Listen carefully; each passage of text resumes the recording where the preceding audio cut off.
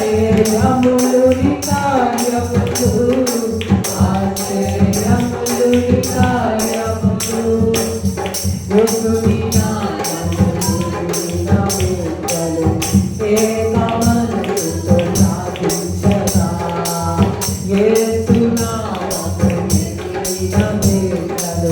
యేసు నామములో ప్రార్థించగా, పరిశుద్ధాత్మతో నిండిన వారే దేవుని కార్యాలు నిర్వహించి, పరిశుద్ధాత్మతో నిండిన వారే దేవుని కార్యాలు నిర్వహించి, ఆశ్చర్యములు నీ కార్యములు, ఆశ్చర్యములు నీ కార్యములు, ఆశ్చర్యములు నీ కార్యములు, ఆశ్చర్యములు నీ కార్యములు, ఆశ్చర్యములు నీ కార్యములు, ఆశ్చర్యములు నీ కార్యములు, ఆశ్చర్యములు నీ కార్యములు, ఆశ్చర్యములు నీ కార్యములు, యేసుని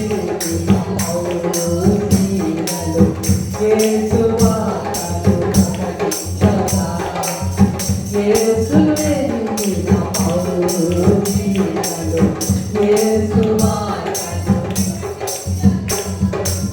పట్టణములను గలిబిలి చేసిరి, ప్రజలను కలవరపరచిరి, పట్టణములను గలిబిలి చేసిరి, దేవుని వార్తను ప్రకటించి, ఆశ్చర్యములు నీ కార్యములు, ఆశ్చర్యములు నీ కార్యములు, ఆశ్చర్యములు నీ కార్యములు, ఆశ్చర్యములు నీ చప్పట్లు కొడుతూ, ఆశ్చర్యములు నీ కార్యములు, ఆశ్చర్యములు నీ కార్యములు, ఆశ్చర్యములు నీ కార్యములు, ఆశ్చర్యములు నీ కార్యములు, యేసుని యోహాను పేతురు, యేసు నామములో ప్రార్థించగా, యేసుని యోహాను పేతురు,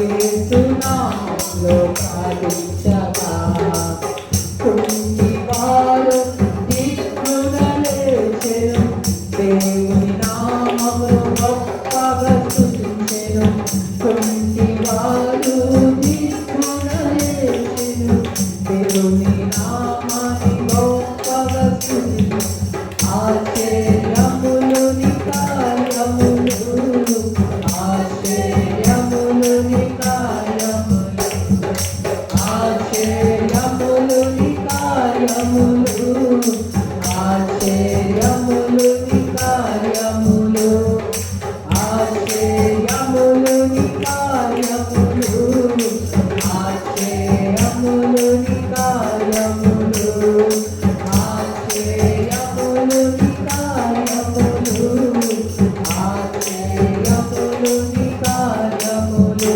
హల్లెలూయా. దేవుని కార్యాలు ఏమై ఉన్నాయి? ఆశ్చర్యములు. Praise the Lord. నీ జీవితంలో ఆశ్చర్యం చేయగల సమర్థుడు నేను ప్రకటిస్తున్న యేసుక్రీస్తు.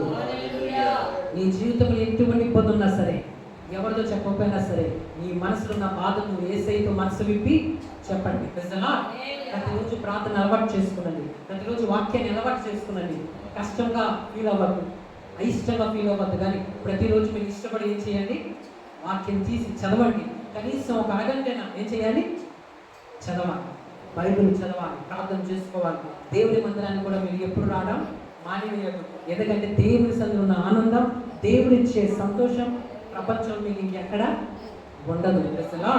లోకంలో ధనాలున్నా, భాగ్యమున్నా, చదువున్నా, అందమున్నా, దేవుడిచ్చే ఆనందం దేవుని యొద్ద మాత్రమే దొరుకుతుంది. బట్టలు షాప్లో కొనుక్కోవచ్చు, మందులు షాప్లో కొనుక్కోవచ్చు, పాలు షాప్లో కొనుక్కోవచ్చు. కానీ మనశ్శాంతి, సమాధానం, మీ ఆత్మకు రక్షణ, దేవుడిచ్చే ఆనందం ఆయన సన్నిధిలో మాత్రమే మీకు జరుగుతుంది. కాబట్టి మిమ్మల్ని అందరినీ మనం చేస్తున్నాను, ప్రతిరోజు కూడా ఆదివారం కానీ ప్రార్థన జరుగుతున్న సమయాల్లో మీరు ఖచ్చితంగా రావడానికి ప్రయత్నించండి. ప్రజలా దానికి రావాల్సిన నూనెంత ఫలం దేవుడు మీకు మీ పిల్లలకు ఇస్తాడు, దీవిస్తాడు. ప్రజలా ఎందుకంటే మన దేవుడు చూసే దేవుడు. చెప్పండి, చూచుచున్న దేవుడు. ఏ దేవుడు? చూచుచున్న దేవుడు. అంటే అర్థం ఏంటి? हमारा भगवान देखने वाला है, देखने वाला भगवान.